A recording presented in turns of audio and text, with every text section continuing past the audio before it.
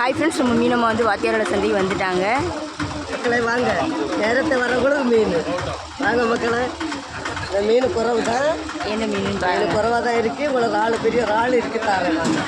பார்த்தீங்களா?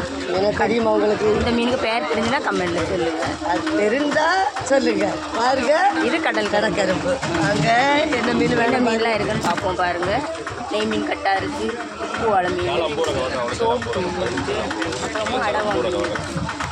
இது என்ன மீன்? எப்படி இருக்கு பாருங்க. கிளாத்தையெல்லாம் அழகாக உரிச்சு வச்சுருக்கேன் பாருங்க மக்களை. இது மாவட்டு போல நல்லா இருக்குது இந்த கிளாத்து, சூப்பராக இருக்கும். அதுக்கப்புறமா வெள்ளை மீன் வெட்டி வச்சுருக்காங்க. அப்புறமா இறால் மீனும் வச்சுருக்காங்க, நிறைய இருக்குது, பெரிய பெரிய இறால்.